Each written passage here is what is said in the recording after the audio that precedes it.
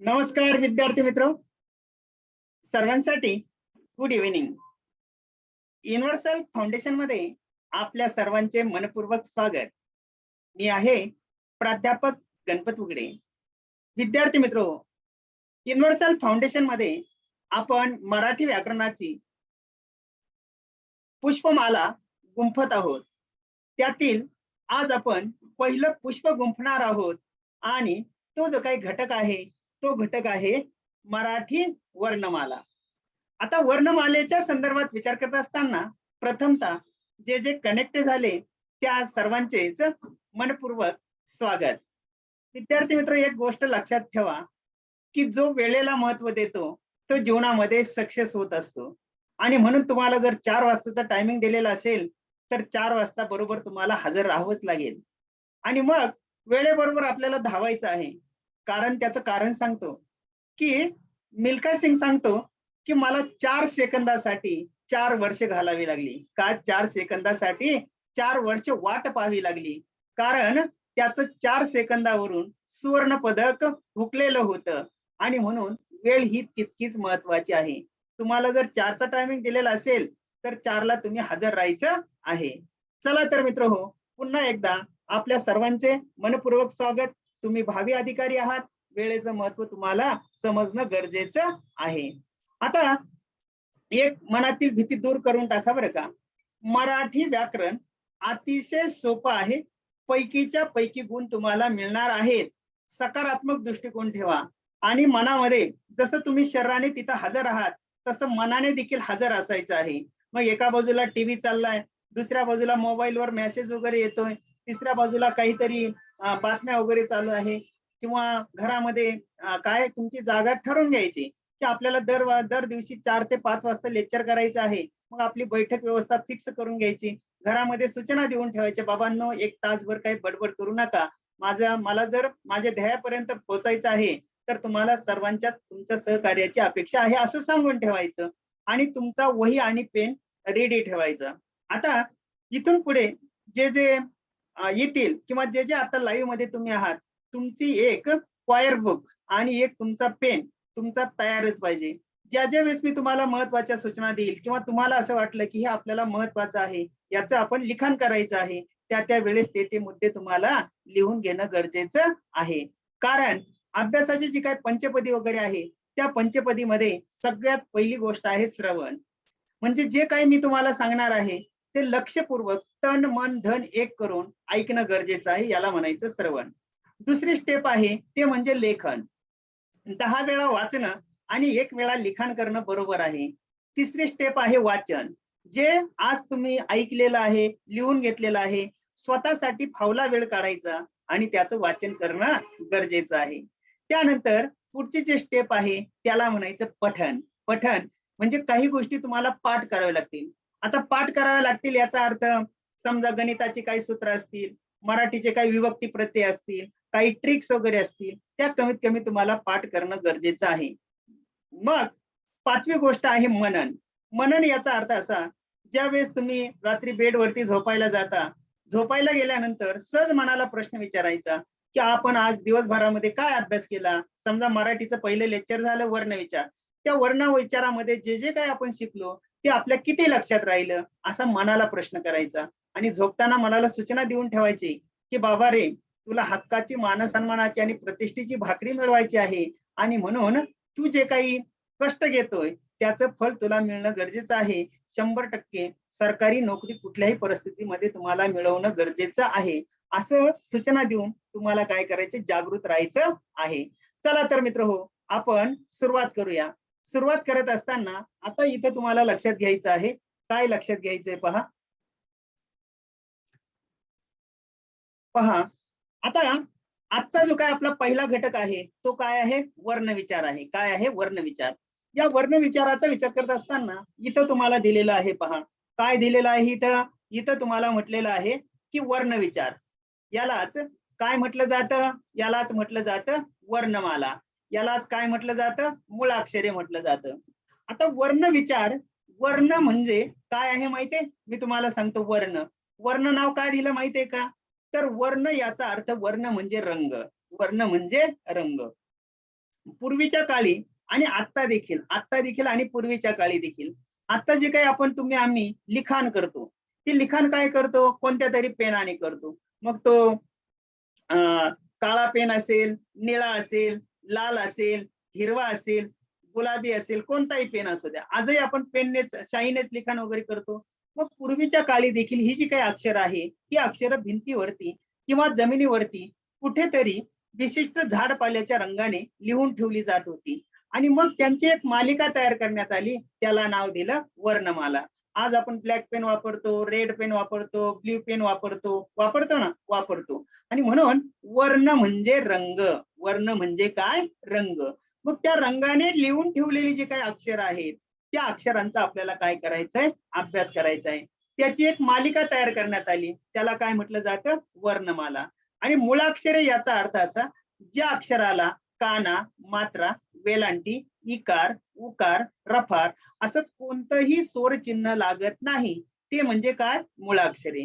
मग या ठिकाणी आपला हा जो काही घटक आहे, हा कोणता घटक आहे? हा जो कोणता घटक आहे? हा पहिला घटक आहे. मग या पहिल्या घटकामध्ये वर्ण विचार, त्यालाच म्हटलं जातं वर्णमाला, त्यालाच म्हटलं जातं मूळाक्षरे. ओके. वर्ण म्हणजे रंग. हा, चला तर आता मी तुमची परीक्षा वगैरे घेतो. तुम्ही मला या ठिकाणी म्हणजे मी तर तुम्हाला शिकवणारच आहे, तुम्ही पण शिकणार आहात, बरोबर आहे. परंतु विचारांच्या देवाणघेवाणीसाठी दोन्ही बाजू कंप्लीट असणं गरजेचं आहे. आता कदाचित तुमच्यापैकी बरेच विद्यार्थी यापूर्वी कुणी राज्यसेवेचा अभ्यास करत असेल, कुणी संयुक्त गट ब असेल, पोलीस भरती असेल, आरोग्य सेवक असेल, बरेच विद्यार्थी वेगवेगळ्या परीक्षांचा अभ्यास करत असतात. मग याच्यापूर्वी तुमचा अभ्यास पण झालेला असतो, काहींची पाठी पूर्णपणे पुरी असते. आता मी तुम्हाला प्रश्न केला की मराठी जी काही वर्णमाला वगैरे आहे, पहा बरं का मी काय सांगतोय. आता मी या ठिकाणी तुम्हाला सांगतोय, ही जी काही मराठी वर्णमाला वगैरे आहे, या वर्णमालेच्या संदर्भात विचार करत असताना काय? मराठी वर्णमालेच्या संदर्भात विचार करत असताना मराठी वर्णमालेत मृदू वर्णांची संख्या किती आहे? मृदू वर्णांची संख्या किती आहे? आणि या ठिकाणी पर्याय दिलेले आहेत 10, 15, 26 आणि 37. सांगा बरं काय उत्तर असेल? सांगा उत्तर काय असेल? चला माईक ओपन करू शकता तुम्ही. मला फक्त उत्तर सांगा, अंदाजे उत्तर काय असेल? मराठी हा किती सर? 10. 10. हा, अजून कोणाचं काय उत्तर आहे का? चला 10. पाहूया कोण बनेगा करोडपती. मी तर तुम्हाला उत्तर सांगणारच आहे. 10 उत्तर तुमचं 1 स्टार देऊन टाकतो. चला तुम्हाला अजून कोणाचं काय उत्तर आहे का? मॅडम सांगू शकता? चला पटापट. सर उत्तर बरोबर आहे का तुमचं? मी तर सांगणारच आहे, परंतु तरी पण तुम्हाला काय वाटतं? पहा बरं का, मी तुम्हाला जागृत करतोय. 10 उत्तर. चला सर 10 उत्तर चुकीचं आहे. चलो आगे. आता बदलाव उत्तर. सर उत्तर बदलत चला, बदलावा. तुम्हाला काय वाटतं? तुमचं मत प्रकट करा. 10 उत्तर सांगितलं, 10 चुकीचं आहे. जर 10 चुकीचं असेल तर बरोबर काहीतरी असेल ना? चला सांगा. तरी पण सांगा तर खरं. Sir hello. हॅलो. हा, 10 उत्तर चुकीचं आहे. पुढे सांगा ना, काही पण सांगा. नसीब नसीब. पाहूया. अंदाज अंदाज घ्या, अंदाज. 26 का सर? 20. 26. 26 ये भी गलत है. चलो आता कौन बनेगा करोडपती 50-50? 15 का 37? आता सांगा. पहा बरं, आता आपण अभ्यास करतोय, बरोबर आहे की नाही? आता तुम्हाला देखील तुमचं मन सांगत असते, अरे प्रश्न तर असा विचारलाय, मराठी वर्णमालेमध्ये मृदू वर्णांची संख्या किती आहे? मी तर 10 उत्तर सांगितलं, सरांनी तर चूक दिलं. बरं 26 उत्तर सांगितलं तरी ते म्हणतात चूक आहे.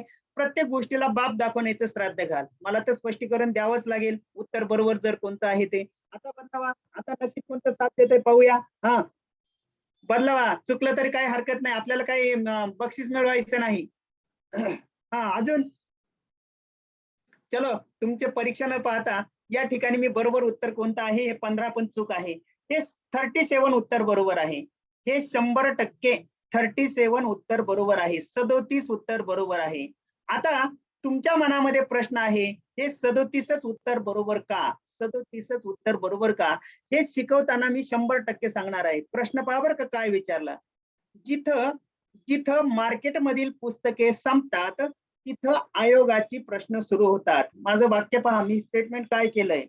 जिथं मार्केटमधील पुस्तके संपतात, तिथं आयोगाची प्रश्न सुरू होतात. आणि म्हणून मित्र हो, मराठी जी काही वर्णमाला आहे, त्या मराठी वर्णमालेमध्ये मृदू वर्णांची संख्या, मृदू शब्द वापरलेला आहे, मृदू. आणि हे जे काही मृदू वर्ण आहे, त्याचं उत्तर आहे 37. किती कोणतं उत्तर आहे? 37 उत्तर आहे. चला तर आता आपल्याला पुढील भागाचा पुढील प्रश्न, अजून एक प्रश्न विचारतो, पाहूया तुमचं उत्तर काय येतं. आता सांगा, चरक या शब्दाचे उच्चारस्थान ओळखा. PSI ला हा प्रश्न विचारलेला आहे. चरक या शब्दाचे उच्चारस्थान ओळखा. उच्चारस्थान शब्द आहे, उच्चारस्थान ओळखा. तालव्य आहे, दंत तालव्य आहे, ओष्ठ आहे की दंत तालव्य आहे? एकदम साधी सोपी ट्रिक्स आहे. मी तर उत्तर सांगणारच आहे. जसं मगाशी 37 मी स्पष्टीकरण देणारच आहे. चला सांगा सर, अंदाजे काय वाटतं? आता हे मी का विचारतोय तुम्हाला? तर हे विचारण्याचं कारण असं की परीक्षेला या घटकावरती अशा टाईपचे प्रश्न विचारले जातील. आता मी 2-4 प्रश्न तुम्हाला विचारतोय. जर त्या 4 प्रश्नांची उत्तरं तुम्हाला देता येत असतील, तर तुमचा अभ्यास बऱ्यापैकी आहे, चांगल्यापैकी आहे. आणि जर उत्तरं देता येत नसतील, तुमचंच मन तुम्हाला सांगेल, खरोखर आपल्याला मराठी व्याकरण शिकणं गरजेचं आहे, कारण आपल्याला उत्तर येत नाही. चला सांगा, चरक काय असेल अंदाजे? चुकीचं असलं तरी बोलत चला, काही फरक पडत नाही आपल्याला. अंदाजे सांगा. माहित असेल तर अधिक चांगली गोष्ट आहे. चरक या शब्दाचे उच्चारस्थान सांगा. चरक, च, चरक संहिता माहित आहे ना तुम्हाला? दंत तालव्य. दंत तालव्य. का बरं सर दंत तालव्य सांगितलं? का अंदाजे सांगितलं? हे उत्तर 100% तुमचं बरोबर आहे. पण का उत्तर सांगितलं बरोबर आहे दंत? सर. हा, हे बरोबर उत्तर बरोबर आहे बरं का. परंतु का सांगितलं दंत तालव्य? कारण की दाताच्या आपलं दोन्ही ह्याच्यामधून त्याचा उच्चार होतो सर. तर तुम्ही जे सांगितलं ना ते तुमचं बरोबर आहे, पण तसं नाही लक्षात ठेवायचं बरं का. कारण हा. हे चरक जो शब्द आहे ना, चरक, तर चा उच्चार करताना ये रे गाईचा येतोय. जसं छाती, छाती, चक आहे की नाही, याचा उच्चार होतोय. जर पहिल्या अक्षराच्या शेवटी याचा उच्चार होत असेल तर ते दंत तालव्य असतं. म्हणजे ते काय असतं की चरक, सॉरी सर, 1 मिनिट लक्षात घ्या. या ठिकाणी दंत तालव्य नाही बरं का, चरक शब्द, चरक, च अ. आता इथं हे जे उत्तर आहे ना, हे दंत तालव्य उत्तर चुकीचं आहे बरं का. इथं जे उत्तर आहे ते तालव्य उच्चार आहे. कारण पहिल्या अक्षराच्या शेवटी जर याचा उच्चार होत असेल तर त्याला तालव्य म्हटलं जातं. काय म्हटलं जातं? तालव्य. आणि पहिल्या अक्षराच्या शेवटी जर अ आणि आचा उच्चार येत असेल तर त्याला काय म्हटलं जातं? दंत तालव्य. चरक, च अ, चरक. आता च अ, आता ये रे गाईचा उच्चार होतो, च, असं ये रे गाईचा. जसं छा, छत्री, छ अ, ये रे गाईचा उच्चार होतो. ये रे गाईचा जर उच्चार होत असेल तर ते उत्तर आहे तालव्य. ते उत्तर काय आहे? तालव्य. आणि जर अ आणि आचा उच्चार होत असेल तर त्याला म्हटलं जातं दंत तालव्य. म्हणजे चरक या शब्दाचे जे काही उच्चार स्थान आहे ते 100% तालव्य आहे. दुरुस्ती करून घ्या. चरक या शब्दाचं उच्चारस्थान तालव्य आहे, कारण च्या शेवटी ये रे गाईचा येतोय. आणि जर तुम्हाला असं जर म्हटलं की जावई शब्द वापरला, जा आ, इथं आ आलाय, जावई, त्याच्यानंतर दुसरा शब्द वापरला चमचा, तर त्याचं च अ असं जर ते काय येतं? दंत तालव्य येतं. म्हणजे या ठिकाणी तुम्हाला हे जे काही तालव्य उच्चार केव्हा असतो, दंत तालव्य केव्हा असतो, कंठ, मूर्धन्य, दंत्य, ओष्ठ, कंठाधिक तालु, कंठाधिक ओष्ठ, दंत्याधिक तालु, दंताधिक ओष्ठ. म्हणजे ही जी काही संपूर्ण वर्ण वगैरे आहे, या वर्णांचं उच्चारस्थान मी तुम्हाला 100% सांगणार आहे. या ठिकाणी उत्तर आहे तालव्य. तुम्ही नंतर देखील खात्री करू शकता. ओके. त्यानंतर पुढचा जो काही प्रश्न वगैरे आहे, त्या पुढच्या प्रश्नाचं उत्तर आपण पाहूया काय होतं ते. मी शिकवणारच आहे, फक्त मी तुम्हाला जागृत करतोय, अलर्ट करतोय.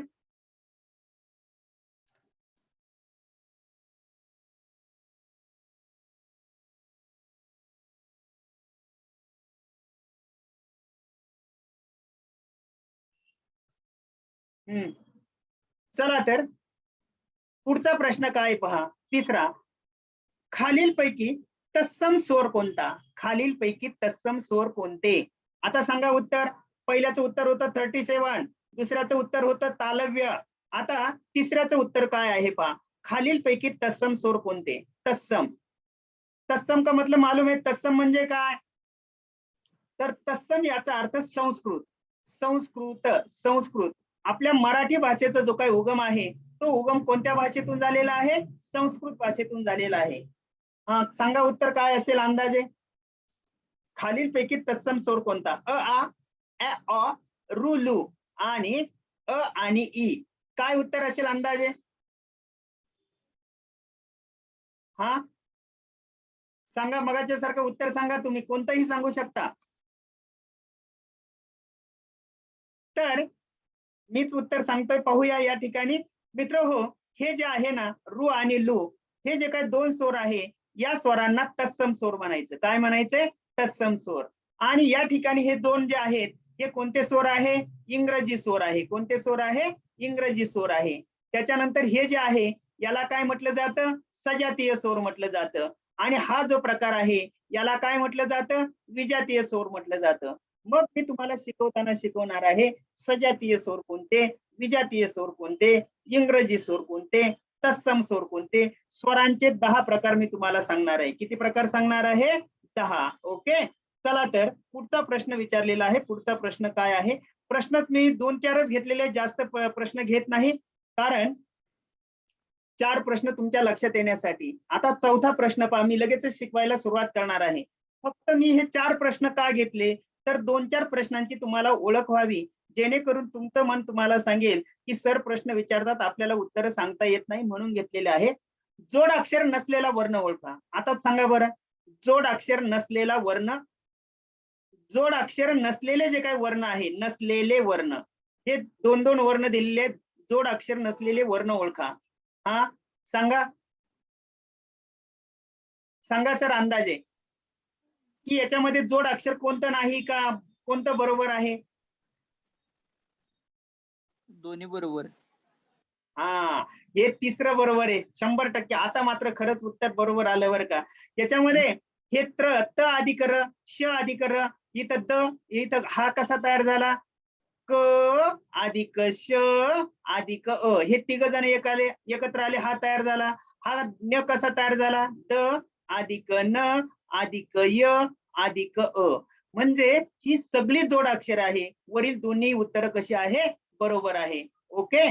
चला तर मित्र हो, अशा पद्धतीचे प्रश्न परीक्षेला विचारले जातात आणि या प्रश्नांची उत्तर येण्यासाठी आता आपण पुढील भागाचा अभ्यास करणार आहोत. चला तर आता पुढे पहा. चला, वही आणि पेन तुमचा रेडी ठेवायचा आहे. मी सुरुवात करतोय. या टाईपचे प्रश्न परीक्षेला विचारले जातील. मित्र हो, काय असतं की मानवाच्या तोंडावाटे असंख्य ध्वनी बाहेर पडतात. नीट लक्षात ठेवायचं. मानवाच्या तोंडावाटे असंख्य ध्वनी बाहेर पडतात. त्या ध्वनींना ध्वनी चिन्ह दिले की त्याचं अक्षरामध्ये रूपांतर होतं. ध्वनींना ध्वनी चिन्ह दिले की त्याचं अक्षरामध्ये रूपांतर होतं. आता ध्वनी चिन्ह म्हणजे अक्षर, काय अक्षराच्या ज्या काही खुणा वगैरे आहे त्या अक्षराच्या खुणा म्हणजे ध्वनी चिन्ह. काय सांगितलं परत एकदा पहा. अक्षराच्या खुणा म्हणजेच काय आहे? ध्वनी चिन्ह वगैरे आहे. आता इथं लक्षात घ्या, मानवाच्या तोंडावाटे असंख्य ध्वनी बाहेर पडतात. त्यातील ठराविक ध्वनींचीच काय बनत असते? भाषा बनत असते. ध्वनींना ध्वनी चिन्ह दिले की त्याचं अक्षरामध्ये रूपांतर होतं. ध्वनींना ध्वनी चिन्ह दिले की त्याचं अक्षरामध्ये रूपांतर होतं. त्यालाच वर्ण असे म्हणतात. काय म्हणायचं? वर्ण. मानवाच्या तोंडावाटे असंख्य ध्वनी बाहेर पडतात. त्या मूलध्वनींना त्या काय म्हणायचे? वर्ण म्हणायचे. ते जे काही मूलध्वनी वगैरे आहे त्या मूलध्वनींनाच काय म्हणायचं? वर्ण म्हणायचं. हा प्रश्न परीक्षेला विचारलेला आहे. मानवाच्या तोंडावाटे निघणाऱ्या मूलध्वनींना वर्ण असे म्हणतात. अनेक वर्ण ठराविक क्रमाने एकत्र आले की अर्थपूर्ण शब्द तयार होतो. अनेक वर्ण म्हणतोय. दबक म्हटल्यानंतर तुमच्या लक्षात येत नाही, परंतु बदक म्हटल्यानंतर लगेच तुमच्या लक्षात येतंय. रकवत म्हटल्यानंतर लक्षात येत नाही, पण त्या ठिकाणी करवत म्हटल्यानंतर लगेचच काय होतं आपल्या लक्षात येतंय. आता नीट लक्षात घ्या, काय सांगितलं की मानवाच्या तोंडावाटे निघणाऱ्या मूलध्वनींना वर्ण असे म्हणतात. अनेक वर्ण ठराविक क्रमाने एकत्र आले की अर्थपूर्ण शब्द तयार होतो. अर्थपूर्ण शब्द समूहाला काय म्हणायचं? वाक्य म्हणायचं. अर्थपूर्ण शब्द समूहाला वाक्य म्हणतात. अनेक वाक्य म्हणजे 5 ते 6 वाक्य एकत्र आली किंवा 4-5 वाक्य एकत्र आली की काय तयार होतो? परिच्छेद तयार होतो. 2-3 परिच्छेद एकत्र आले की काय तयार होतो? उतारा तयार होतो. 2-4 उतारे एकत्र आले की काय तयार होतो? लेख तयार होतो. 2-4 लेख एकत्र आले की काय तयार होतं? त्या ठिकाणी पुस्तक तयार होतं. काय तयार होतं? पुस्तक. आता पहा मी काय सांगतोय. पुस्तकामध्ये लेख असतात, लेखामध्ये उतारा असतो, लेखामध्ये काय असतो? उतारा असतो आणि उतार्यामध्ये काय असतात? शब्द असतात. नीट लक्षात घ्या, काय की पुस्तकामध्ये लेख असतात, लेखामध्ये उतारा असतो, उतार्यामध्ये परिच्छेद असतात, परिच्छेदामध्ये वाक्य असतं, वाक्यामध्ये शब्द असतो, शब्दामध्ये वर्ण असतो आणि वर्णामध्ये ध्वनी असतात. मग आपली जी काही भाषा वगैरे आहे ती आपली भाषा वाक्यांची बनलेली आहे. आपली भाषा कशाची बनलेली आहे? वाक्यांची. वाक्यामध्ये काय असतात? शब्द असतात. शब्दामध्ये काय असतात? वर्ण असतात आणि वर्णामध्ये काय असतात? मूलध्वनी असतात. वर्णामध्ये मूलध्वनी असतात. नीट लक्षात घ्या, आपली भाषा ही वाक्यांची बनलेली आहे. वाक्य हे शब्दांचं बनलेलं आहे. शब्द हे वर्णांचे बनलेले आहेत. वर्ण म्हणजे मूलध्वनी. वर्ण म्हणजे मूलध्वनी. हे तुम्हाला लक्षात घ्यावं लागेल. आता याचा विचार करत असताना मित्रहो, तुम्हाला लक्षात ठेवायचं आहे की पूर्वीच्या काळी 12 खडी होती. पूर्वीच्या काळी काय होती? 12 खडी होती. आता मात्र 14 खडी तयार झालेली आहे. आता काय तयार झाली? 14 खडी तयार झाली. आता 14 खडीमध्ये हे पहा वर्ण दिलेले क, हे सगळे क क. आता क क वर्ण दिलाय, परंतु हे कसे आहे? हलंत आहे. कसे आहे? हलंत. हलंत. आता हलंत म्हणजे कसं? हलंत. हलंत म्हणजे कसं? लंगडी. लंगडी म्हणजे कशी? पाय मोडलेली. नीट लक्षात ठेवा, ही जी काही स्वर वगैरे आहेत ना, हे कसं आहे? हलंत आहे. हलंत.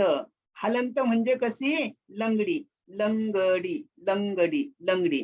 लंगडी म्हणजे कशी? स्वराशिवाय. आणि म्हणून ही जी काही वर्ण वगैरे आहे, या वर्णांचा क क चा सगळ्या ठिकाणी 14 ठिकाणी पाय मोडलेला आहे.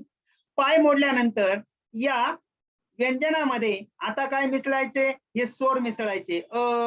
आ, हे काय मिसळले? त्याला स्वर वगैरे मिसळले.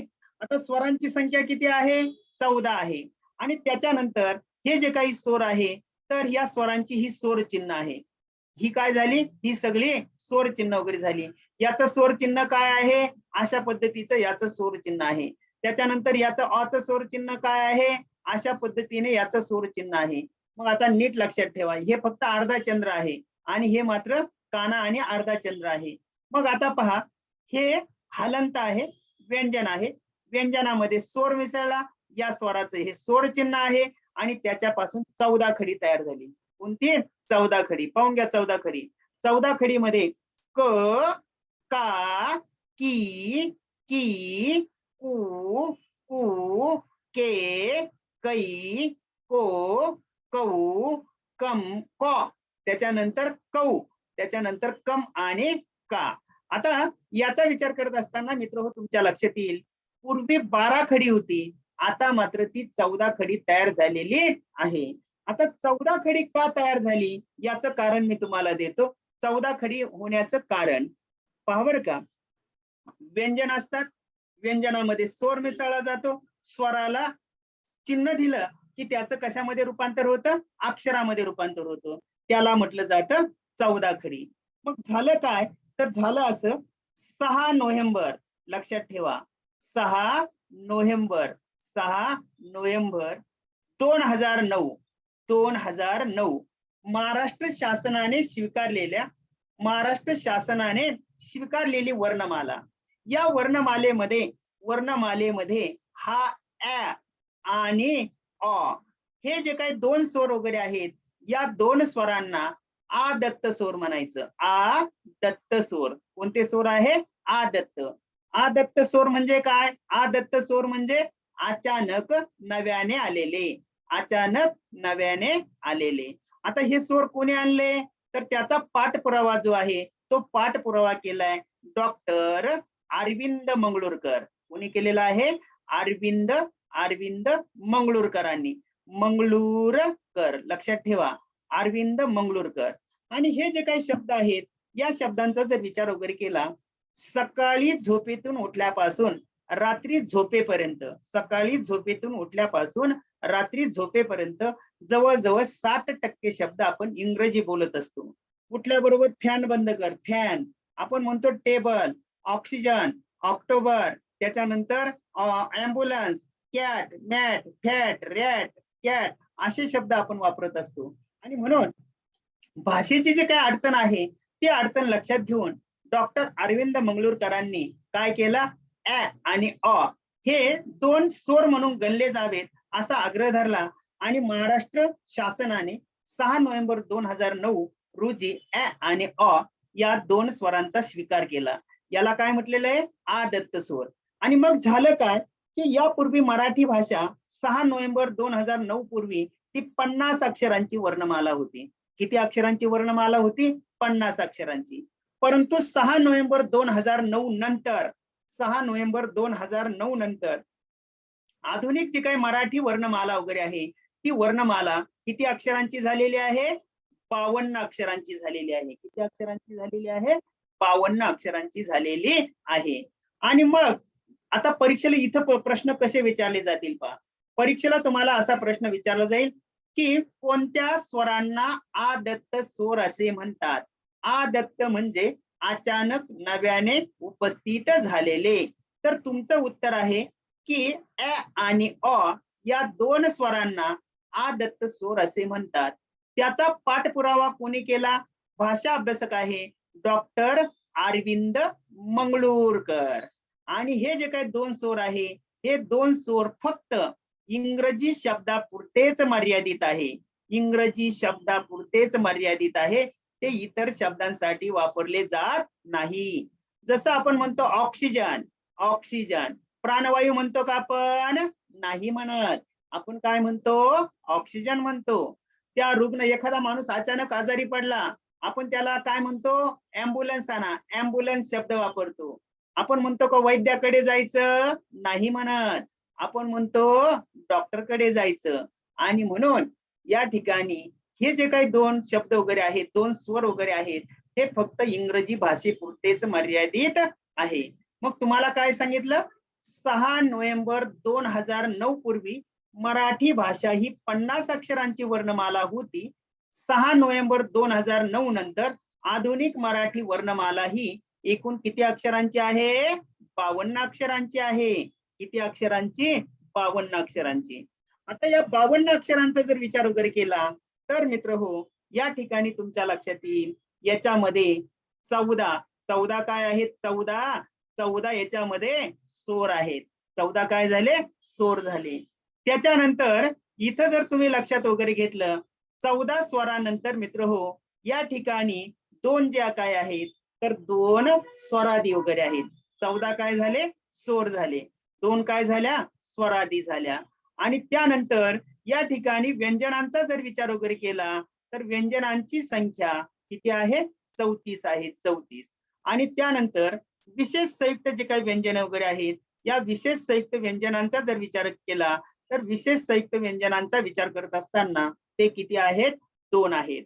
आता आधुनिक पहा बरं का मी काय सांगतोय, आधुनिक मराठी वर्णमाला ही एकूण 52 अक्षरांची आहे. या 52 अक्षरामध्ये पहिला टप्पा आहे स्वर, स्वरांची संख्या आहे 14. दुसरा टप्पा आहे 2, तो कोणता आहे, स्वरादी. स्वरादी किती आहे, 2. तिसरा टप्पा आहे व्यंजने, व्यंजनांची संख्या किती आहे, 34. आणि चौथा जो टप्पा आहे तो आहे विशेष संयुक्त व्यंजने, यांची संख्या किती आहे, 2. मग अशा पद्धतीने तुमच्या लक्षात येतंय 14 अधिक 2 बरोबर 16, 16 अधिक 34 बरोबर 50, 50 अधिक 2 बरोबर 52. मग आता तुम्हाला लक्षात घ्यायचं आहे की आधुनिक मराठी भाषा ही एकूण 52 अक्षरांची वर्णमाला आहे. काय 52 अक्षरांची वर्णमाला आहे. आणि या 52 अक्षरामध्ये जे काही 3 टप्पे वगैरे आहेत, त्या 3 टप्प्यामध्ये आपण मुख्य 3 टप्पे कोणता 3 टप्पे कोणते? एक स्वर, 2 स्वरादी आणि तिसरे व्यंजने. तो चौथा जो टप्पा आहे तो जोड व्यंजनाचा आहे, तो व्यंजनांमध्ये येतो म्हणून 3 टप्पे. स्वर, स्वरादी, व्यंजने. आता स्वर स्वरादी व्यंजनांचा जर विचार वगैरे केला तर इथं प्रश्न तुमचे कसे तयार झाले पहा. प्रश्न कसे तयार झाले आतापर्यंत काय पाहिलं नीट पाहून घ्या मी काय सांगतो ते. तुम्हाला परीक्षेला विचारलं जाईल की आधुनिक मराठी भाषा ही एकूण किती अक्षरांची वर्णमाला आहे. पर्याय दिले जातील 48, दुसरा पर्याय दिला जाईल 50, तिसरा पर्याय दिला जाईल 52 आणि चौथा पर्याय दिला जाईल यापैकी नाही किंवा एखादं अक्षर. तर तुमचं उत्तर आहे आधुनिक मराठी वर्णमाला ही एकूण 52 अक्षरांची आहे. त्यामध्ये मित्र हो, त्यामध्ये मी तुम्हाला सांगितलंय 14 स्वर, 2 स्वरादी, 34 व्यंजने आणि बाकी काय आहेत 2 विशेष संयुक्त व्यंजने. ते कसं मी सांगणारच आहे. परंतु दुसरा प्रश्न जर असा विचारला 6 नोव्हेंबर 2009 पूर्वी मराठी वर्णमाला ही एकूण किती अक्षरांची होती? तर उत्तर काय आहे तिथं 50. काय उत्तर आहे 50. आणि तिसरा जर प्रश्न असा तुम्हाला विचारला पारंपरिक प्राचीन साहित्यानुसार मराठी वर्णमाला ही एकूण किती अक्षरांची होती किंवा किती अक्षरांची आहे सध्या पण आहे, तर त्याचं जे उत्तर वगैरे आहे तर त्याचं उत्तर आहे 48. पारंपरिक प्राचीन साहित्य म्हणतोय बरं का, पारंपरिक प्राचीन साहित्य. मी शब्द काय वापरलेला आहे पारंपरिक प्राचीन साहित्य. मग पारंपरिक प्राचीन साहित्यानुसार 48. बरं, तिसरा प्रश्न काय सांगितला की अ आणि अ या 2 स्वरांना कोणते स्वर म्हणतात? तर तुमचं उत्तर आहे आदत्त स्वर. ते कशासाठी वापरले जातात? फक्त इंग्रजी शब्दांसाठी. त्याचा पाठपुरावा कोणी केला? डॉक्टर भाषा अभ्यासक डॉक्टर अरविंद मंगळूरकरांनी. ते केव्हा अस्तित्वात आले? 6 नोव्हेंबर 2009 नंतर. ओके, अशा पद्धतीनं हा भाग तुमच्या लक्षात येणं गरजेचं आहे. ओके, चला तर आता आपल्याला एका टप्प्याचा सविस्तर या ठिकाणी अभ्यास करणं गरजेचं आहे. एका टप्प्याचा अभ्यास करत असताना आपण पुढे पुढे जात आहोत. पुढे पुढे जात असताना आता आपला पहिला टप्पा आहे तो म्हणजे स्वराच्या संदर्भात. काय आहे? स्वराच्या संदर्भात आपण अभ्यास करणार आहोत. आता स्वराच्या संदर्भात विचार करत असताना हे जे काही स्वर आहे या स्वरांना दुसरा शब्द त्यांनी दिलेला आहे त्याला काय म्हटलं जातं? स्वरांनाच काय म्हटलं जातं? अच म्हटलं जातं. पाहून घ्या, स्वरांना काय शब्द आहे? अच. स्वरांना दुसरा शब्द आहे अच. आता अच, अच म्हणजे काय? तर मराठी भाषेचा उगम हा संस्कृत भाषेतून झालेला आहे. कोणत्या भाषेतून झालेला आहे? संस्कृत. संस्कृत भाषा ही मराठी भाषेची काय मानली जाते? जननी मानली जाते. मग याचा जर विचार वगैरे केला तर संस्कृत मध्ये स्वरांना अच म्हणतात. काय म्हणतात? अच म्हणतात. आणि त्यालाच दुसरा जो काही शब्द आहे त्या दुसऱ्या शब्दाचा जर विचार केला तर त्याला म्हटलं जातं विवृत. काय म्हटलं जातं? विवृत.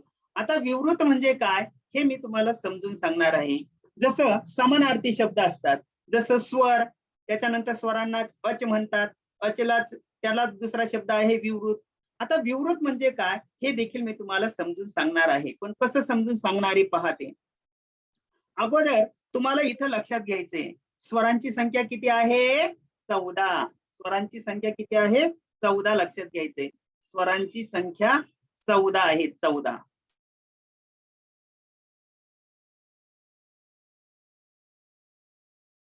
स्वरांची संख्या इथं पहा हे किती स्वर आहे? 14 स्वर आहे. या 14 स्वरांचा विचार करत असताना हे बघा 10 नंबरला 100% 10 नंबरला तुम्हाला काय करायचं? हा जो 10 नंबर वगैरे आहे ना या 10 नंबरला तुम्हाला याच असेल. 10 नंबरला हा याच असेल आणि 13 नंबरला हा ऑच असेल. याचं स्थान कधीही बदलणार नाही. नीट लक्षात घ्या की 10 नंबरला काय असेल? या असेल आणि ह्या 13 नंबरला काय असेल? ऑच असेल. पाहून घ्या हे इथं 1, 2 त्याच्यानंतर 3 त्याच्यानंतर हे 4, 5 त्याच्यानंतर 6, 7, हे 8, हे 9, बरोबर 10 नंबरला आहे. आणि हे त्याच्यानंतर हे 11, हा किती नंबरला 12, 13 आणि हा किती झाला 14. मग आता तुम्हाला लक्षात ठेवायचं आहे की मराठी भाषेमध्ये एकूण स्वरांची संख्या किती आहे 14 आहे. किती आहे 14 आहे. पण या 14चा जर विचार वगैरे केला तर 14चा विचार करत असताना 14 मध्ये आपल्याला वर्गीकरण पाहणं गरजेचं आहे. आता वर्गीकरण पाहत असताना मित्र हो, इथं तुम्हाला एक गोष्ट लक्षात घ्यायची, स्वर आणि व्यंजनामध्ये फरक कसा आहे हे मी तुम्हाला सांगतो. स्वर आणि व्यंजनामध्ये फरक कसा आहे पहा. आता काही गोष्टी मला तुम्हाला समजून सांगणं गरजेचं आहे. 1 मिनिट हा.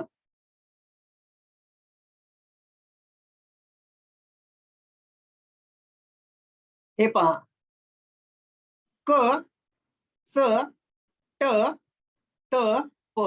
लक्षात घ्या, मला तुम्हाला समजून द्यायचं आता, स्वर हे स्वतंत्र का असतात. स्वर हे स्वतंत्र का असतात याचं स्पष्टीकरण मी तुम्हाला देणार आहे. स्वर हे स्वतंत्र का असतात. क च ट त प, क च ट त प, क च ट त प, क ख, त्याच्यानंतर क ख आणि हा वाङ्मयाचा ड, त्याच्यानंतर च छ, ज झ आणि हा न, ट ठ, ड ढ आणि हा न, त थ, त ध आणि हा न, प फ, प भ आणि हा म. ओके, ही काय झाली व व्यंजन झाली. याला काय म्हणायचं व्यंजन. आता स्वर हे स्वतंत्र का आहेत हे मला तुम्हाला समजून सांगणं गरजेचं आहे. आता माझ्या पाठीमागे या ठिकाणी भाषा अभ्यासक काय म्हणतात की भाषा अभ्यासक याला अशी नावं वगैरे देतात की भाषा अभ्यासक म्हणतात हा ना क चा वर्ग आहे, हा कोणाचा वर्ग आहे च चा, हा कोणाचा वर्ग ट चा, हा त चा, हा प चा, पहिलीचा, दुसरीचा, तिसरीचा, चौथीचा आणि पाचवीचा. पण पहिल्या बाकावरती क नावाचा विद्यार्थी बसतो म्हणून क वर्ग, दुसऱ्या बाकावरती च बसतो म्हणून च चा वर्ग, ट बसतो म्हणून ट चा वर्ग, त बसतो म्हणून त चा वर्ग, प बसतो म्हणून प चा वर्ग. तर हे इथून पुढे लक्षात ठेवायचे, क च ट त प. काय लक्षात ठेवायचे, क च ट त प. आता माझ्या पाठीमागे उच्चार करायचे सर, मॅडम, आता तुम्ही काय करायचं माझ्या पाठीमागे उच्चार करायचा बरं का, कारण मला तुम्हाला समजून द्यायचं आहे स्वर हे स्वतंत्र का असतात. चला तर उच्चार करा. म्हणा प. आता प चा उच्चार करताना वरचा होठ आणि खालचा होठ, होठाला होठ लागते की नाही तुमच्या तुम्ही पाहायचं. होठाला होठ लागतात की नाही तुम्ही लक्ष द्यायचे. माझ्या पाठीमागे उच्चार करा. म्हणा प, पप्पा, फ, फणस, ब, बदक, भ, भटजी, म, मम्मी, म, मम्मी. म्हणजे हा जो काही 5वा गट वगैरे आहे याचा विचार करत असताना होठाला होठ लागतो, वरचा होठ आणि खालचा होठ एकमेकाला चिपकतात. पप्पा, मम्मी, बदक, फणस, भटजी. होठाला होठ लागल्याशिवाय त्याचा उच्चार होणार नाही. आता त कडे जाऊ, म्हणजे याचं उच्चार स्थान काय आहे ओष्ठ आहे. काय आहे ओष्ठ, ओष्ठ. आता इथं पहा, त रे तलवारीचा आहे. त चा उच्चार करताना जिभेचा शेंडा दाताला लागतो पहा. ट, ठ, ड, ध, न, त थ द ध न, त थ द ध न. याचा उच्चार काय आहे दंती आहे. आता ट चा उच्चार करत असताना पहा, आपला जो जबडा वगैरे आहे ना, तो जबडा, आपला जबडा असा असतो. या अशा पद्धतीनं जबडा असतो. तर हे या ठिकाणी हे पटाशीचे दात, या मधल्या भागामध्ये अशी तुमची जीभ वगैरे लागेल पहा मधल्या भागामध्ये. ट, ठ, ड, ध, न म्हणजे मधला भाग म्हणजे मूर्धन्य वगैरे आहे. आणि च चा उच्चार करत असताना जीभ दाताला लागते. च, छ, ज, झ, न तालव्य उच्चार आहे. काय उच्चार आहे तालव्य उच्चार आहे. आणि क, ख, ग, घ, ड याचा उच्चार काय आहे कंठ आहे. काय आहे कंठ आहे. कोणता उच्चार आहे कंठ. आता मित्र हो, या ठिकाणी तुम्हाला लक्षात घ्यायचंय की क, ख, ग याचा उच्चार करताना काय कंठातून होतो. च चा उच्चार तालव्य आहे, ट चा उच्चार मूर्धन्य आहे, त चा उच्चार त्या ठिकाणी दंत्य आहे आणि प चा उच्चार काय आहे ओष्ठ आहे. प चा उच्चार ओष्ठ आहे.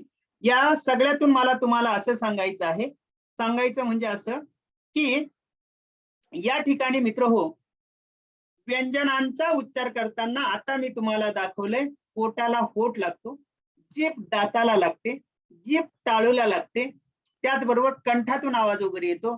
परंतु या ठिकाणी पहा की स्वरांचा उच्चार करताना काय होते. माझ्या पाठीमागे जरा उच्चार करायचा आहे. म्हणा जिभेकडे लक्ष द्या. अ आ ई ई उ ऊ रू लू. याचा अर्थ असा की स्वरांचा उच्चार करताना जिभेची हालचाल होत नाही. पहिलं वैशिष्ट्य काय आहे? पहिलं वैशिष्ट्य, स्वरांचा उच्चार करताना जिभेची हालचाल होत नाही. जिभेची हालचाल होत नाही. हालचाल होत नाही. जिभेची हालचाल होत नाही, हे पहिलं वैशिष्ट्य. दुसरं वैशिष्ट्य म्हणजे ओठ, दात, टाळू यांचा एकमेकांना सहजासहजी स्पर्श होत नाही. उच्चार करताना होठाचा, दाताचा, टाळूचा एकमेकांना स्पर्श होत नाही, हे दुसरं वैशिष्ट्य आहे. एकमेकांना स्पर्श होत नाही. एकमेकांना स्पर्श होत नाही. तिसरं, फुफ्फुसातून तोंडावाटे हवा बाहेर पडत असताना हवेला कोणताही अडथळा येत नाही. फुफ्फुसातून तोंडावाटे हवा बाहेर पडत असताना हवेला कोणताही अडथळा येत नाही. म्हणजे अडथळ्याशिवाय स्वरांचा उच्चार होतो. तिसरं वैशिष्ट्य आहे अडथळा येत नाही. अडथळा येत नाही. परत एकदा पहा काय सांगतोय पहा. स्वरांचा उच्चार करताना जिभेची हालचाल होत नाही. होठ, दात, जीभ, टाळू यांचा एकमेकांना स्पर्श होत नाही. हवेला कोणत्याही प्रकारचा अडथळा येत नाही. आणि म्हणून मित्र हो, इथं तुम्हाला लक्षात घ्यायचं आहे की स्वर हे स्वतंत्र असतात. झाला मुद्दा क्लिअर? काय सांगितलं पहा. स्वर हे स्वतंत्र असतात कारण स्वरांचा उच्चार करताना जिभेची हालचाल होत नाही, एकमेकांना स्पर्श होत नाही. उच्चार करताना फुफ्फुसातून हवा बाहेर पडत असताना हवेला कोणत्याही प्रकारचा अडथळा येत नाही आणि म्हणून स्वर हे स्वतंत्र असतात. आताशी पहिला मुद्दा क्लिअर झाला. संस्कृत मध्ये या स्वरांना अच म्हणतात. काय म्हणायचं? अच म्हणायचं. आणि विवृत का मतलब होत आहे? म्हणा ऊ ऊ. तोंड असं उघड होतं. आ पहा बरं काय होतंय. विवृत म्हणजे छिद्र. स्वरांचा उच्चार करताना तोंड असं पसरट होतं. आ ई ई ऊ ऊ. आणि म्हणून स्वरांना विवृत असे म्हणतात. स्वरांना काय म्हणायचंय? विवृत म्हणतात. पहा किती सोपं आहे पहा. एक मुद्दा खडा ना खडा. हा, दुसरी गोष्ट सांगतोय. सर, मॅडम, तुम्ही फक्त ऐकत असाल पण तुमच्या मनामध्ये कोणताही प्रश्न असू द्या, याचं उत्तर हेच का, तेच का, असंच का, तसंच का, काहीही मला विचारू शकता. 100% तुम्ही जसं तुम्ही अभ्यास करत असताना ज्या ज्या अडचणी येतील तर त्या अडचणी केव्हाही कधीही मला विचारू शकता. मी स्पष्टीकरण काय दिलं पहा. स्वर हे स्वतंत्र असतात. स्वरांना संस्कृत मध्ये अच म्हणतात आणि विवृत का मतलब होत आहे की स्वरांचा उच्चार करताना तोंड असं पसरट उघड होतं. आ ऊ असं. आणि म्हणून त्याला काय म्हटलं जातं? विवृत म्हणतात. आता हे जे काही 14 स्वर आहे, या 14 स्वरांचं आपण वर्गीकरण अभ्यासणार आहोत. वर्गीकरण अभ्यासत असताना या ठिकाणी मित्र हो, हे जे काही 14 स्वर आहे, या 14 स्वरांमध्ये आपल्याला 3 टप्प्यामध्ये वर्गीकरण अभ्यासायचं आहे. 3 टप्प्यामध्ये ऱ्हस्व स्वर. पहिलं काय आहे? ऱ्हस्व स्वर. दुसरा टप्पा आहे दीर्घ स्वर आणि तिसरा टप्पा आहे संयुक्त स्वर. आता ऱ्हस्व कशाला म्हणायचं? तर ज्या स्वरांचा उच्चार करताना कालावधी लागतो, कमी प्राणवायू खर्च होतो, त्यांना काय म्हणायचं? ऱ्हस्व स्वर. सॉफ्ट ऱ्हस्व. कमी कालखंड, कमी कालावधी, कमी शक्ती खर्च होते. आणि ज्यांचा उच्चार करताना जास्त प्राणवायू लागतो, जास्त शक्ती खर्च होते, त्यांना काय म्हणायचं? दीर्घ स्वर. आणि संयुक्त याचा अर्थ दोन विजातीय स्वर एकत्र येतात आणि तिसरा स्वर तयार होतो, त्याला म्हटलं जातं संयुक्त. कसं ते, चला तर आपण प्रत्यक्षात त्याचा अभ्यासच करूया ना. ओके. हा, आता इथं पहा नीट लक्ष द्यायचंय. आता आपण पाहतो रस्व स्वर. माझ्या पाठीमागे उच्चार करायचा आहे. म्हणा अ, कमी कालावधी आहे, सहजपणे उच्चार होतो. त्याच्यानंतर आ, दीर्घ आहे. अ कसा आहे, रस्व. आ कसा आहे, दीर्घ. त्याच्यानंतर पुढे आहे ई, रस्व आहे. हा दुसरा ई दीर्घ आहे. त्याच्यानंतर काय आला, अनंतर ई झाला. ई नंतर उ, रस्व आहे.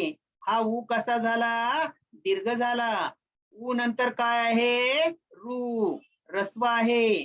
त्यानंतर लू, रस्व आहे. आणि त्यानंतर इथं आहे ए, रस्व आहे. ए, आणि अ काय आहे, दीर्घ आहे. मग आता तुमच्या लक्षात येतंय, ज्या स्वरांचा उच्चार करताना कमी प्राणवायू लागतो, कमी शक्ती खर्च होते, त्याला रस्व असे म्हणतात. आता रस्वची संख्या किती आहे पाहून घ्या. रस्वच्या संदर्भात विचार करत असताना हा 1, हे 2, 3, 4, 5 आणि 6, म्हणजेच मराठी भाषेचा विचार करत असताना आपल्या मराठी भाषेमध्ये रस्व जे काही स्वर वगैरे आहेत, त्या रस्व स्वरांची संख्या किती आहे, 6 आहे. किती आहे, 6. इथं लक्षात ठेवायचं, किती आहे रस्व स्वर, 6. दीर्घ स्वर किती आहे, 4. 1, 2, 3 आणि 4. दीर्घ स्वरांची संख्या किती आहे, 4 आहे. 4, 4. आणि त्यानंतर संयुक्त स्वरांचा जर विचार वगैरे केला तर संयुक्त स्वर किती आहे हेही आपण पाहणार आहोत. पहा, संयुक्त याचा अर्थ असा की 2 विजातीय स्वर एकत्र येतात आणि एक संयुक्त स्वर तयार होतो.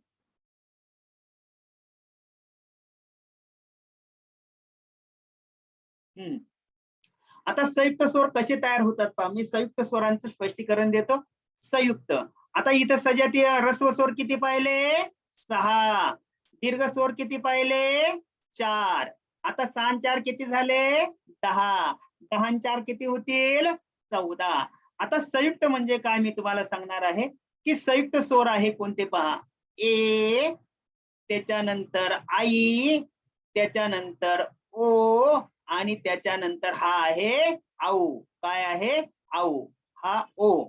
आता पहा बरं का मी काय सांगतोय, ए, आई, आई, ओ आणि आऊ, याला काय म्हणायचं, संयुक्त स्वर. आता हे संयुक्त स्वर होत असताना काय होतंय की इथं जर तुम्ही पाहिलं तर याचा विचार करत असताना आता लक्षात घ्या, हा पहिला अ आणि हा पहिला ई, हे दोघ जण एकत्र येतात. पहिला अ आणि पहिला ई, हे दोघ जण एकत्र येतात, मग हा आई तयार होतो. त्यानंतर हा चौकट मधला आ आणि ही चौकट मधली ई, हे दीर्घ 2 स्वर एकत्र येतात. दीर्घ आ आणि दीर्घ आ आणि दीर्घ ई, हे दोघ जण एकत्र येतात आणि मग आई तयार होतो. त्यानंतर हा पहिला अ आणि हा पहिला उ, पहिला अ आणि पहिला उ, हे दोघ जण एकत्र येतात आणि मग हा आऊ तयार होतो. हे हा पहिला पहा 1, त्याच्यानंतर हा 2, त्याच्यानंतर हा 3 आणि त्याच्यानंतर हा काय आहे 4. आणि मग हे कसा तयार झाला, रस्व ई आणि रस्व अ आणि रस्व ई एकत्र आला, आई तयार झाला, ए तयार झाला. दीर्घ आ आणि दीर्घ ई एकत्र आले, आई तयार झाला. त्यानंतर रस्व अ आणि रस्व उ एकत्र आला, ओ तयार झाला. आता हा दीर्घ आ आणि हा दीर्घ उ, हे दोघ जण एकत्र येतात. दीर्घ आ आणि दीर्घ उ, हे दोघ जण एकत्र येतात आणि काय तयार होतो, आऊ तयार होतो. थोडक्यात मला सांगायचं म्हणजे असं की 2 विजातीय स्वर एकत्र येतात आणि तिसरा संयुक्त स्वर तयार होत असतो. मग आता तुमच्या लक्षात आलंय, काय लक्षात आलं पहा, रस्व स्वर 6, दीर्घ स्वर 4. 6 4 किती झाले, 10. संयुक्त स्वर किती आहे, 4. 10 4 किती झाले, 14. म्हणजे अशा पद्धतीने हे स्वरांचं मुख्य वर्गीकरण आहे. काय आहे, मुख्य वर्गीकरण आहे. आता या मुख्य वर्गीकरणाचा जर विचार वगैरे केला तर हा विचार करत असताना तुम्हाला काही गोष्टी लक्षात घेणं गरजेचं आहे. आता पाहून घ्या. आता इथं काय होतं पहा, या रस्व ई ऐवजी दीर्घपण चालतो बरं का. रस्व ई ऐवजी काय चालतो, हे दीर्घपण चालतो, दीर्घपण चालतो. रस्व ई ऐवजी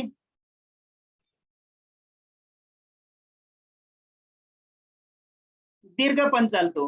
म्हणजे इथं रस्व ई असला तरी चालेल, दीर्घ ई असला तरी चालेल, रस्व उ असला तरी चालेल आणि रस्व दुसरा असला तरी चालू शकतो. हा,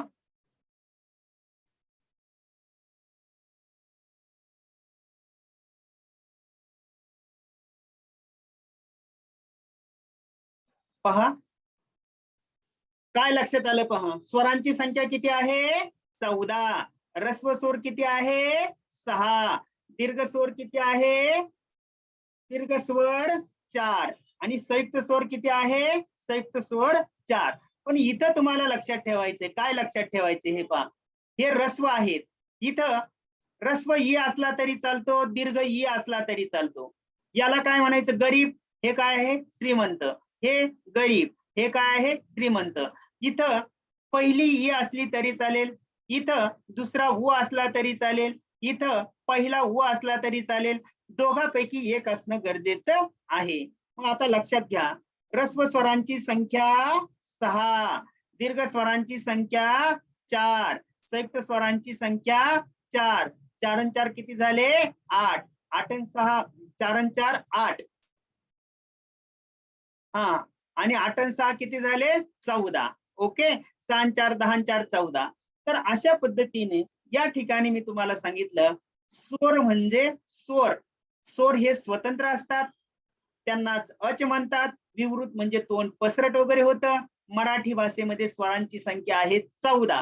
14 स्वरांमध्ये रस्व स्वर आहेत 6, दीर्घ स्वर आहेत 4 आणि संयुक्त स्वर आहे 4. रस्व पुन्हा एकदा पाहून घ्या. रस्व स्वर, रस्व स्वराचा जर विचार वगैरे केला तर रस्व अ, त्याच्यानंतर ई, त्याच्यानंतर उ, उ नंतर रू, रू नंतर लू, लू नंतर ऍ.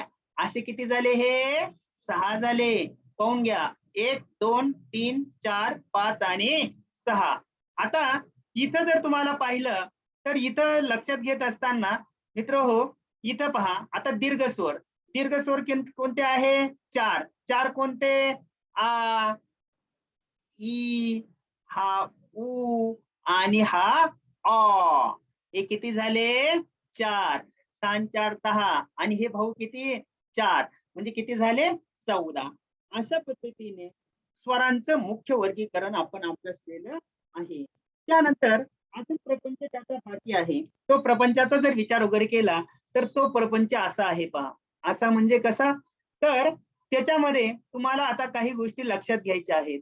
त्या लक्षात घेत असताना मित्र हो, आता मी पुढचा भाग तुम्हाला सांगणार आहे. तो पुढचा भाग म्हणजे त्याच्यामध्ये पहिला जो टप्पा आहे त्याला म्हटलं जातं सजातीय स्वर. सजातीय स्वर. आता हे जे काही सजातीय स्वर आहे, हे स्वर आहे, किती आहेत ते, सजातीय स्वर 6 आहेत. 6. 6 कोणते पहा, अ, आ, ई, ई, उ, ऊ. आता याला सजातीय स्वर म्हणायचं. का सजातीय स्वर म्हणायचं, तर सजातीय म्हणजे एकाच उच्चार स्थानातील स्वरांना सजातीय स्वर म्हणतात. एकच उच्चार स्थान काय असतं, एकच उच्चार स्थान, उच्चार स्थान. एकाच उच्चार स्थानातील स्वरांना सजातीय स्वर असे म्हणतात. मग एकच उच्चार स्थान म्हणजे कसं, आ कंठ आहे, कंठातून उच्चार होतो. ई तालव्य आहे, तालूतून उच्चार होतो. उ ओष्ठ आहे, ओठातून उच्चार होतो. आणि म्हणून एकाच उच्चार स्थानातील स्वरांना सजातीय स्वर असे म्हणतात. एकाच उच्चार स्थानातील स्वरांना सजातीय स्वर असे म्हणतात. त्यांची संख्या आहे 6. आ कंठ, उ ई तालव्य, उ ओष्ठ. दुसरा जो काही प्रकार आहे त्याला म्हणायचं विजातीय स्वर. विजातीय स्वर. आता या विजातीय स्वरांचा जर विचार केला तर हे निश्चित सांगता येत नाही, यांची संख्या परफेक्ट सांगता येत नाही. तर याचा विचार करत असताना भिन्न उच्चार स्थानातील काय, भिन्न उच्चार स्थानातील, भिन्न उच्चार स्थानातील स्वरांना काय सांगितलं, असं शब्द आहे भिन्न उच्चार स्थानातील, भिन्न उच्चार स्थानातील स्वरांना विजातीय स्वर म्हणतात. पहा, अ कंठ आहे परंतु ई तालव्य आहे, उ ओष्ठ आहे, रू मात्र मूर्धन्य आहे, उ ओष्ठ आहे, ई मात्र त्या ठिकाणी काय आहे, तालव्य आहे. म्हणजे अशा पद्धतीनं एक जो काही स्वर आहे तो 13 घरामध्ये कुठेही फिरू शकतो आणि म्हणून एकाच उच्चार स्थानातील स्वरांना सजातीय स्वर म्हणायचं, तर भिन्न उच्चार स्थानातील स्वरांना विजातीय स्वर म्हणतात. आलं लक्षात? भिन्न उच्चार स्थानातील स्वरांना काय म्हणायचे, विजातीय स्वर असे म्हणतात. त्यानंतर पुढे आहे मित्र हो मूळ स्वर. काय पाहिजे आपल्याला आता, तिसरा जो टप्पा आहे त्याला म्हणायचं मूळ स्वर. आता मूळ स्वराचा विचार करत असताना मूळ स्वर फक्त 5च आहे. किती आहेत, 5 आहे. 5 कोणते, अ मूळ स्वर आहे, अ पासून काय झाला, हा आ तयार झाला. त्याच्यानंतर ई मूळ स्वर आहे, याच्यापासून ही तयार झाली. उ मूळ स्वर आहे, याच्यापासून हा उ तयार झाला. त्याच्यानंतर रू मूळ स्वर आहे, त्याच्यानंतर लू मूळ स्वर आहे. म्हणजे मूळ स्वरांची संख्या आहे 5. 1 2 3 4 आणि 5. मूळ स्वर किती आहे, 1 2 3 4 आणि 5. परीक्षेला तुम्हाला बऱ्याच वेळा प्रश्न विचारला जातो, मराठी भाषेमध्ये मूळ स्वरांची संख्या किती आहे. जसं इंग्रजीमध्ये तुम्ही वॉवेल्स पाहता ए ई आय ओ यू, तशा पद्धतीने मराठीमध्ये मूळ स्वर फक्त 5च आहे. किती आहे, 5. आणि मग बाकीचे जे काय आहे की बाकीची भेसळ आहे. भेसळ म्हणजे इथं पहा, इथं हे जे 5 आहेत या 5 मध्ये मग बाकीचे हे 6 7 8, मग हे तर तुम्हाला माहिती आहे, आई ओ आणि आऊ, ही तर भेसळच आहे. भेसळ म्हणजे दोघ जण एकत्र आल्याने हे तिसरे तयार झाले. आलं लक्षात? आणि म्हणून मराठी भाषेमध्ये मूळ स्वरांची संख्या 5च आहे. किती आहे, फक्त 5. हे तुम्हाला लक्षात ठेवावं लागेल. आलं लक्षात? मूळ स्वर 5, सजातीय किती, 6. विजातीय स्वर निश्चित सांगता येत नाहीत. मूळ स्वर किती आहे, 5. मूळ स्वर 5 आहे. आता त्यानंतर पुढचा जो काही भाग आहे त्या भागाचा विचार करत असताना त्याला म्हटलं जातं तत्सम स्वर. तत्सम स्वर, त्यालाच दुसरं नाव आहे संस्कृत स्वर. काय आहे, संस्कृत स्वर. आता तत्सम स्वराचा आणि संस्कृत स्वरांचा जर विचार वगैरे केला तर त्यांची संख्या आहे 2. 2 कोणते आहे, तर ते आहे संस्कृत मध्ये रू आणि लू. 2 लक्षात ठेवा.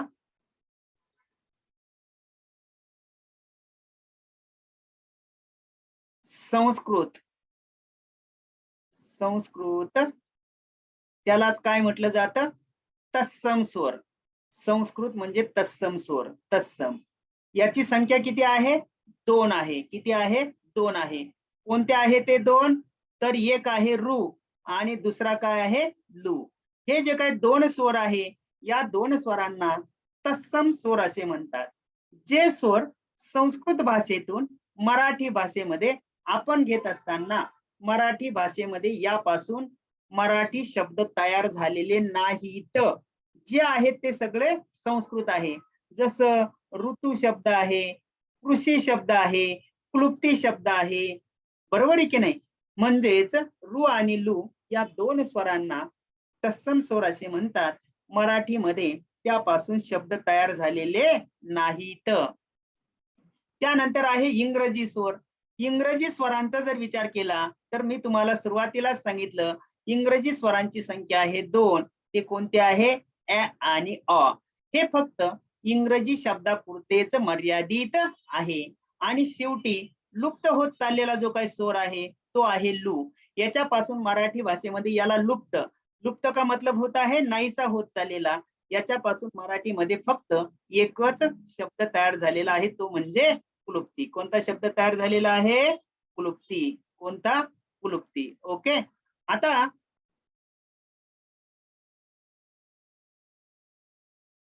इथं जर मित्र हो पाहिलं तर स्वराच्या वर्गीकरणामध्ये 10 टप्पे आपण पाहिलेले. किती टप्पे पाहिले? 10. 10 कोणते? स्वर स्वतंत्र असतात, स्वतंत्र असतात. दुसरा टप्पा आपण काय पाहिला? दुसरा टप्पा आपण पाहिला तो म्हणजे ऱ्हस्व स्वर. ऱ्हस्व स्वर. तिसरा टप्पा पाहिला आपण दीर्घ स्वर. दीर्घ स्वर. चौथा पाहिलाय संयुक्त स्वर. संयुक्त स्वर. पाचवा टप्पा पाहिलाय सजातीय स्वर. सहावा टप्पा पाहिलाय विजातीय स्वर. विजातीय स्वर. सातवा टप्पा पाहिलाय संस्कृत स्वर. आठवा टप्पा पाहिलाय इंग्रजी स्वर. नववा टप्पा पाहिलाय मूळ स्वर. आणि 10वा टप्पा पाहिलाय काय? लुप्त होत चाललेले स्वर. लुप्त होत चाललेले. तर अशा पद्धतीने मित्र हो आज आपण ऱ्हस्व, दीर्घ, संयुक्त, सजातीय, विजातीय, संस्कृत, इंग्रजी, मूळ स्वर, लुप्त होत चाललेले स्वर आताशी आपण आज पहिल्या टप्प्याचा अभ्यास केलेला आहे. मित्र हो आज आपण या ठिकाणी थांबत आहोत. झालेला भाग अभ्यासायचा आहे.